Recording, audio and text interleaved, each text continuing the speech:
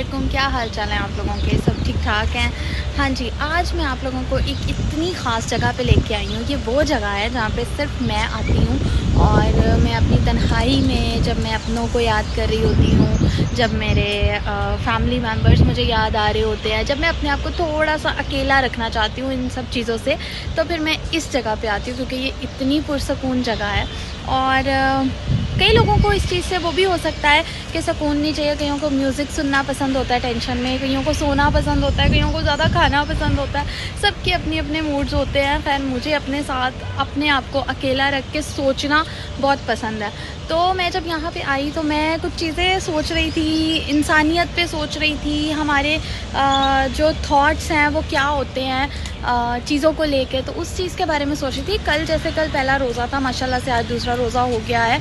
और कल मेरे कुछ फ्रेंड्स थे जिनके साथ मैं अफ्तारी पे गई, तो सभी ना अपनी अपनी चीज़ों को याद कर रहे थे, मेमोरीज़ को याद कर रहे थे। और जब हम पाकिस्तान में होते थे तो अफ्तारी का टाइम ये मिलता था, अफ्तारी का टाइम ये होता था, मैं अफ्तारी पे ये खाता था। तो मैं ये सोच रही थी कि हमें हर रंग में ढलना चाहिए।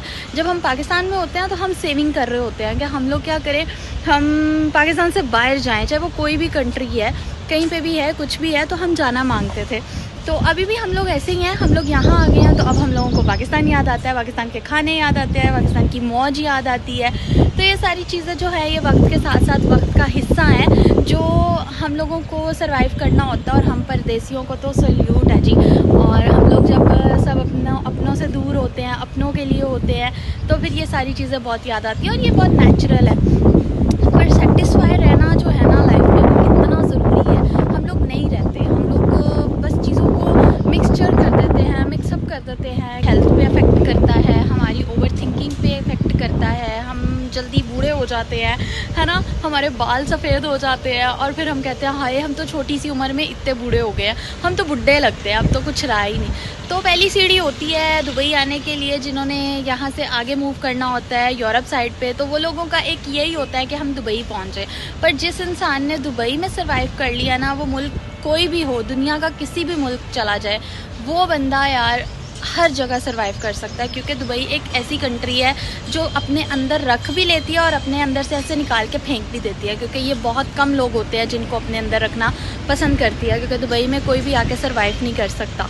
तो जितने भी लोग दुबई में स्ट्रगल कर रहे हैं, जो आ रहे हैं या जो आने का प्लान कर रहे हैं, उनको मेरी तरफ से एक बड़ा हौंसला कि जब भी आप आएँ तो एक हौंसले के साथ आएँ, एक ईमानदारी के साथ आएँ और अपनों के लिए आएँ। क्योंकि जब आप अपनों के लिए आते हो तो आपके अंदर एक जज्बा रहता है कि हमने कुछ करना है और फिर आप वो चीज़ करते हो। अच्छा, जो मेरे अज़ीज़, जो मेरे दोस्त दुबई आने का सोच रहे हैं ना, उनको मैं यही हौंसला दूँगी कि आप लोगों ने ना इस चीज़ से कभी भी परेशान नहीं होना। जो ज़ात आपको यहाँ पे लेके आ रही है ना, उसने आपका हर तरह से इंतज़ाम किया हुआ है, ठीक है। और अपने आप को हौसला नहीं छोड़ना, अपनी हिम्मत नहीं कहीं पे भी छोड़नी। जब मैं यहाँ पे आई थी ना तो मैं मतलब ऐसे थी, ज़ीरो, बिल्कुल कुछ पता नहीं था, कुछ भी पता नहीं था।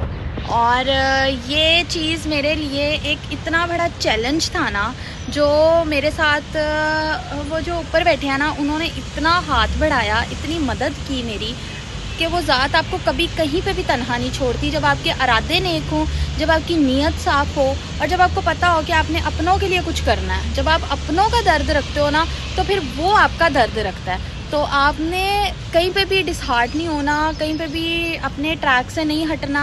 आप फोकस करके आ रहे हैं और पाकिस्तान के हालात से हम सब वाक़फ़ हैं। अल्लाह ताला सबके लिए आसानियाँ करे। मैं अपनी हर वीडियो में ये कहती हूँ, अल्लाह ताला सबके लिए आसानियाँ करे, सबके रास्तों को जो है वो आसान करे और सबको अपनी मंजिल पे पहुँचाए, आमीन।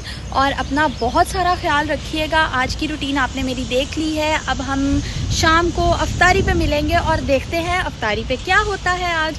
तो thank you so much for watching. अपना बहुत ख्याल रखिएगा। अल्लाह हाफिज़।